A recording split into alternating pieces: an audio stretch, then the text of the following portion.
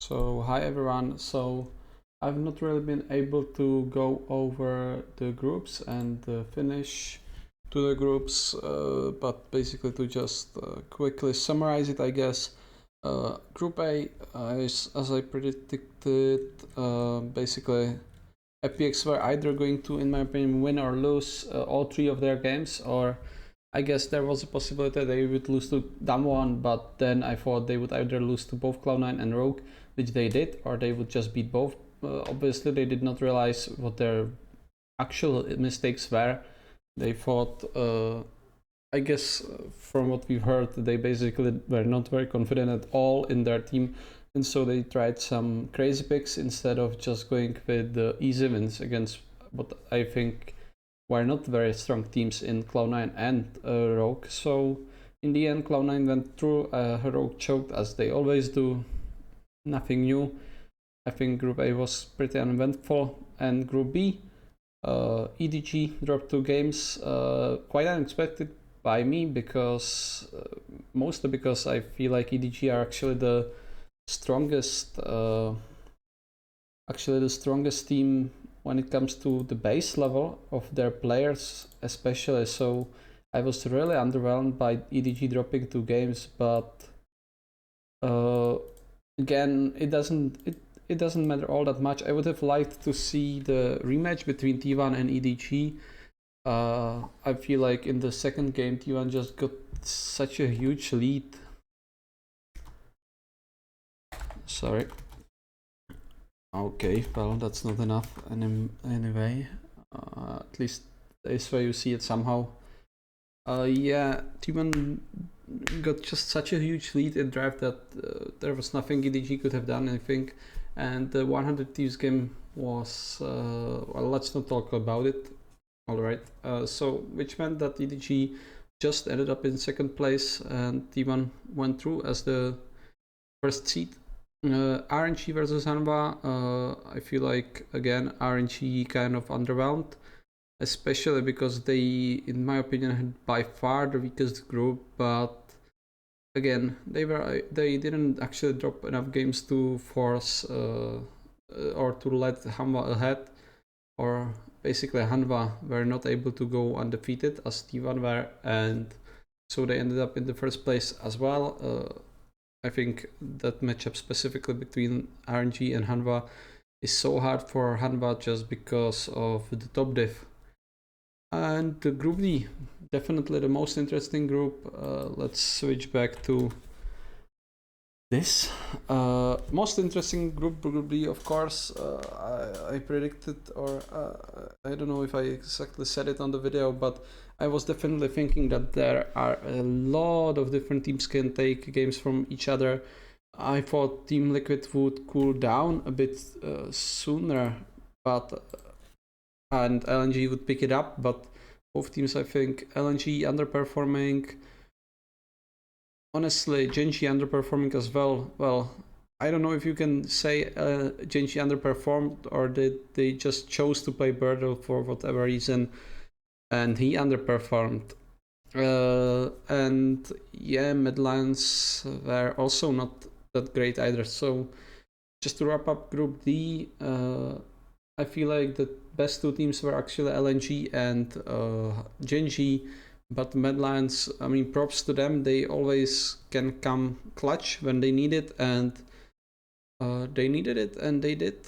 I mean, they almost even managed to win the game against Genji after some of the mistakes in mid-game there, so definitely huge props, and I feel like Medlines might be the best team when it comes to mid-game macro. Anyway, let's get into the actual series. We are already 4 minutes in, and the first one is going to be T1 versus Hanwha. That's going to be tomorrow, or maybe today, depending on when I release the video. And certainly Hanwha are the underdog here, and I feel like this might be actually the most boring series of the quarters. Definitely the most boring series when it comes to prediction from myself. I feel like T1 there should I will say there shouldn't be any way that T1 actually lose this match. T1 have been looking great. I feel like they have maybe the best read on the meta. I mean, between picking Cannon for top lane all the time, basically inventing the Poppy. I mean, personally, actually, Poppy Jungle is a champion that ever since, I don't know, like 2 years ago, I have always kept my eye on and felt like in spots she was playable, but most people just don't play her because she's kind of boring. She does not have really reliable CC, and she's actually really hard. You wouldn't say that Poppy is hard, and she is not hard to play all right, but if you actually want to pop off with Poppy, like for example Owner has been doing the most definitely, you have to be really skilled. You have to be able to just always react with your W to any dashes. You have to know how to angle the E correctly to actually catch people in the minuscule spots and not just in the obvious spots. So yeah, she's pretty difficult actually, and Owner has been just smoothing with her, and I feel like Poppy is just the one champion that can totally shift this meta, because everyone felt like Talon, Quayana is the answer, but if you are picking just Poppy to answer these two picks, and into Lee Sin, into Jarvan as well, into Xin, all these champions are countered by Poppy, so in my opinion she's just the strongest jungler right now. Of course that's not the case if you blind her, but that's opening up more possibilities for maybe not picking your junglers as early as people have been doing. And yeah, basically I feel like T1 fixed most of their issues, not all of them, and not maybe the most important ones. So I wouldn't say that they are the favorite to win the tournament, as I have heard some people say. I think that's a bit overblown. I feel like we will still see T1 struggle against what is going to most likely be Damonkia and whoever, and even if they manage to beat Damonkia, that is, whoever they would have met in the finals would have probably been tough to beat as well. But I feel like this matchup, at least, there's almost no way in my eyes that I can see Hamba winning this. I mean, there is one small caveat that I'm going to add, which is that the depth has been popping off, and he hasn't been doing that for the majority of this year, and certainly not this split. So if maybe Deft actually can have the performance of his life, Chove is on point, and somehow Morgan just doesn't end too hard, then Hama can win. But in my opinion, what I'm going to predict is 3-1 for T1. I think that there can be one game where Chove either stomps mid or Deft goes wild, and where T1 drafts something weird, because they certainly can do that as well. Priority in picks should be Twisted Fate, although I'm worried that Chove is going to let it open and try playing Silas into it, which is no longer the counter that it once was. And yeah, I mean, Cannon is huge in top, but I don't think Morgan can play it. Obviously Morgan likes the Camille, but I feel like Kana is just going to smash him regardless. So tough one for Hamba, and yeah, 3-1. Let's go to the more interesting part, and that's going to be Royal Never Give Up versus Reward Gaming.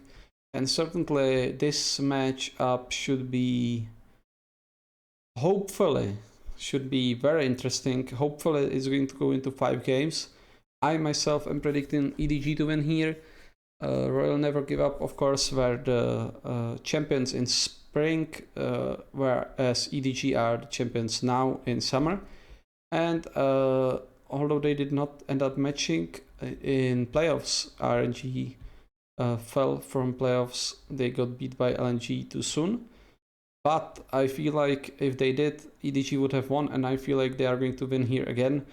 Both teams stumbled in the second week, but I feel like both teams kind of knew they were already through.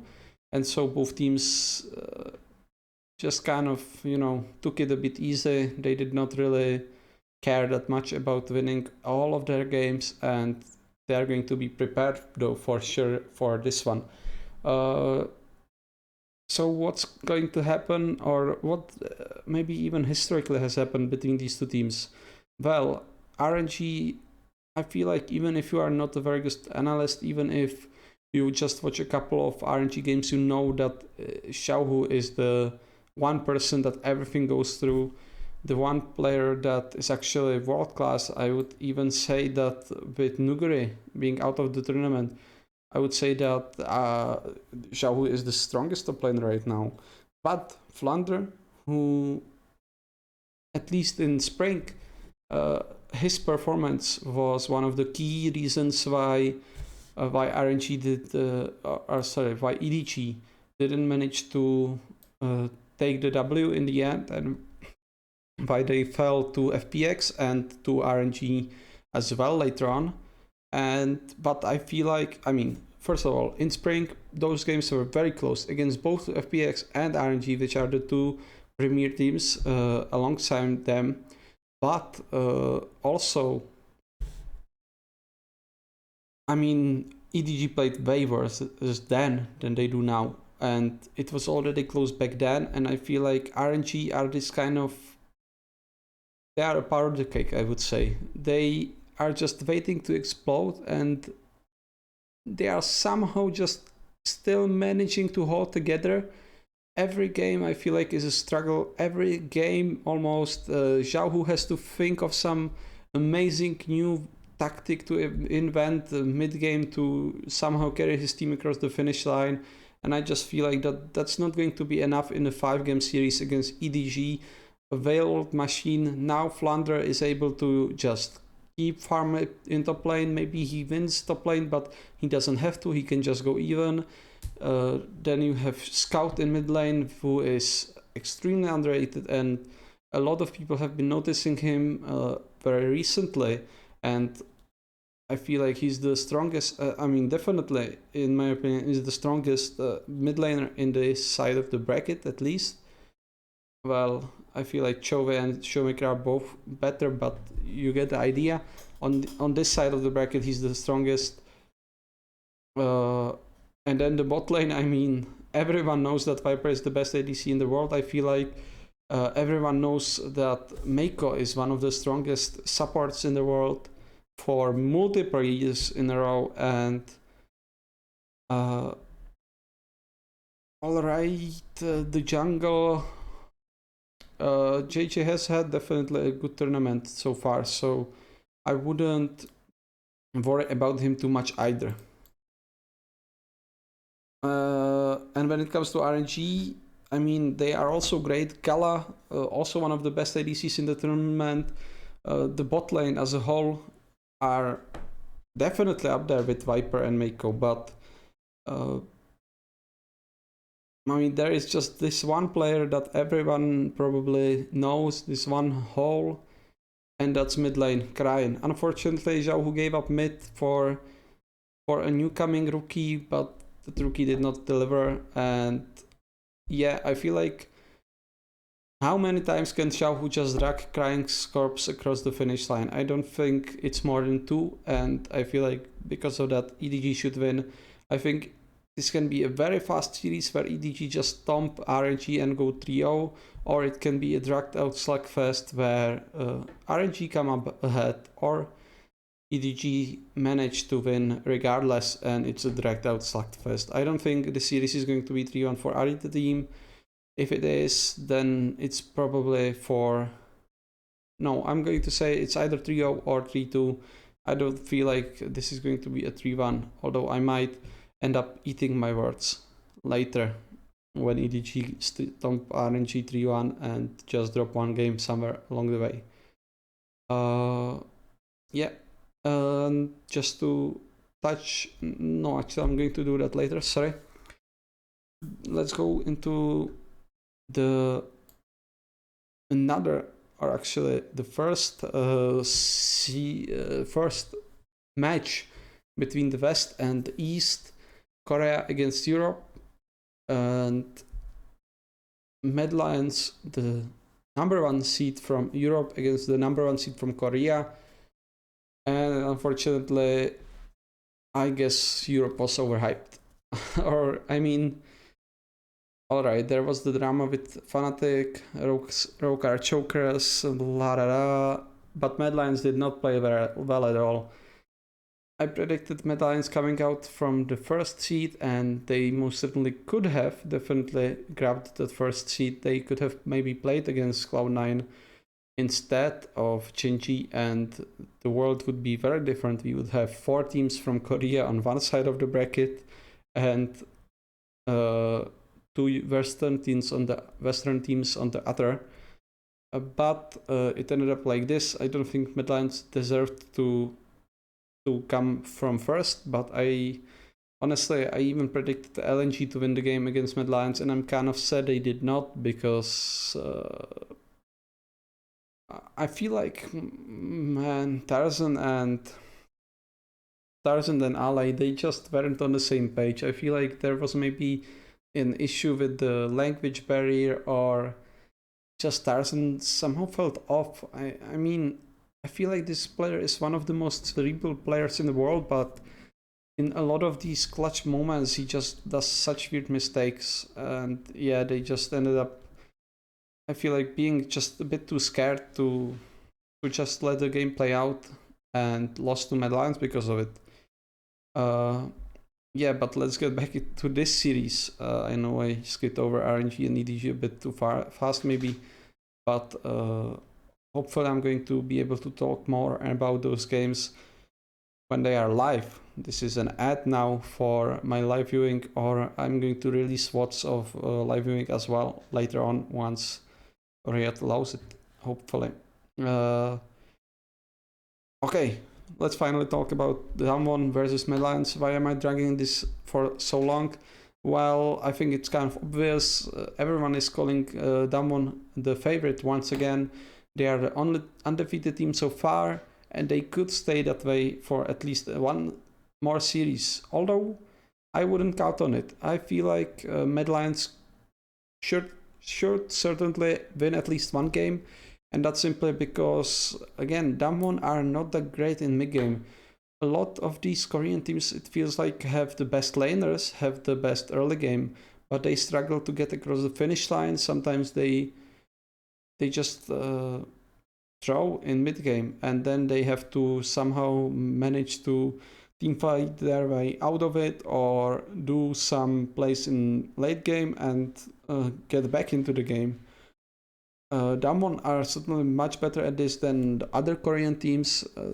By far the best, I think. That's also partially why they are the champion, and undisputedly so. No one was even close in LCK to them. But is Mad Lions clutch going to be good enough? I don't think so. When you look at the matchups, the bot lane of Mad Lions have been one of their biggest weaknesses, especially Perkz. A lot of people, a lot of analysts I've heard are not particularly happy with this guy. He did not put up those kind of numbers that we would hope for. Kaiser is still great, but he's not a laning monster. I feel like he's more of a mid late game team fight and roaming support. So the one way that Damwon can maybe be beaten which is through bot lane. Mad Lions just does not have the pieces there. And then when you look at the other parts of the map, Humanoid, what a great player, man. Humanoid is definitely the star of this team, and he's been the star for ever since he joined, basically. I remember 2019 Worlds, was it, when FPX won, when they were playing in the same group with them. They were called Splice back then, right? And I remember after they dropped out of the tournament, I said, either Splice has to say, okay, we are fine with those players, and give Humanoid to someone else and just keep the old team, or they have to kick literally every single player from the team. And props to them, they ended up kicking all 4 players they built around Humanoid, and they are now the best team in Europe. But once again, who is playing against Humanoid? It's Showmaker, the best player in the world, or at least one of the best players in the world, and definitely one of the best mid laners in the world. And crucially, he has the same playstyle as Humanoid. He sets up his jungler, he roams, he is good in lane, but does not necessarily win based on his laning alone. He can do a lot in team fights. He can play especially some of those assassins like the LeBlanc, like for example the Kassadin in the last game against C9, last game of Damunkia in groups at least. And so I don't see an opening there. Then you have jungle. Elioya has not been performing very well. He, for whatever reason, likes this Quana pick, which is not working for him at all. He just does not have the same kind of impact in early that he would like. I mean, Quana is just not that kind of a champion anyways. So I would like to see Elioya on some more engage heavy champions. Just give him the Xin, give him maybe even J4 if the draft allows it. Give him Lee Sin as well, something along those lines. Obviously, don't first pick it, don't pick it in the first rotation, but give it to him if the draft allows it. But once again, I'm going to turn back and you look across the island. Who's playing against him? It's Kanyan, the strongest jungler in the world at this tournament. The guy who can play anything. I mean, whenever he played mid, he played Quana mid. He can play it in the jungle. He can certainly play Talon. We've seen that already. He can play Lee Sin. He can play all the meta junglers, but he can also pull out some of the crazy picks, something that we haven't seen. Maybe he can bring his signature Nidalee back into the mix. Maybe he can go and flex Graves into jungler. All those kind of different scenarios. And then you go top, and once again, Armut, I think, is a perfectly serviceable top laner, maybe even a great top laner in the West. But when you go again across the line and you look at Khan, I mean, he's once upon a time at least was the best top laner in the world, or at least considered to be the best top laner in the world, and he certainly still is very good, although I wouldn't put him quite that high anymore. And on top of that, he just had a great tournament. Unfortunately, I think Armut, he's kind of a two-trick pony. He plays Gnar, he plays, of course, his Wukong, his most signature pick. Now, here and there, he started pulling out the cannon, which I think is very good. I hope that Mad Lions stick to the cannon more, because in my opinion, honestly, cannon is by far the strongest top laner right now. He does not really have any counters. People pick Jason to him, but you can certainly play that matchup to maybe go behind a couple of CS, then you do much more. What else even is there? I don't feel like people have been picking anything else into cannon. And his team fighting, I mean, as soon as you flash up with cannon, the enemy team is your oyster, man. So yeah, I mean, unless they can somehow find maybe one more pick alongside the cannon, because I don't think either Gnar or Wukong are particularly strong. Of course, Armut can definitely play on them. And you've seen the last game against Genji, they gave him Irelia, and he did kind of well in lane, honestly. But once the teamfights came, once the kind of stage where usually mid lanes turn the game around and where you think, okay, this is their time, where Armut finds these engages with Gnar, where he finds these engages with Wukong, well, he was not able to find them with Irelia. He jumped in and realized that he has no hard CC, he has no point, no ultimate where he can just click and CC enemy team for 2-3 seconds, and he just died. So yeah, I don't see a way for Mad Lions to win there either. So what are Mad Lions left with? Well, most likely they are going to have to kind of give up the early game in every game, have to fight back from something like 5k gold lead every game. And I think that can certainly happen. I mean, if anyone can do that, Mad Lions are the team that can do that. So certainly that can happen once or maybe twice, but I don't think it's happening 3 times in the span of 5 games. So yeah, I predict again Damonkia 3-1. And the last match of the day, or of the round of this round of the Worlds of quarterfinals, is Genji versus C9. So, well, this is actually, well, I wouldn't say it's the closest. I almost said this is the closest match. I would say RNG and EDG are certainly the closest match, but it's maybe the most interesting one, or the match with the biggest potential for upset in my eyes. Genji are certainly not a powerhouse or a team that is for sure going to plow through Cloud9. I mean, last Worlds, for example, they won their group much more convincingly, and they still got 3-0'd by G2, so Genji can certainly choke away large leads. I mean, they did that in groups more than, like, I feel like in basically all their games they choked away large leads. I mean, in all their games they lost. Even some of their games they won, they almost choked away large leads. And C9, they have Perkz, they have the intangibles, but once again, my kind of prism of how I look at teams, and this has been working for me very well at Worlds, is can you get an edge in draft?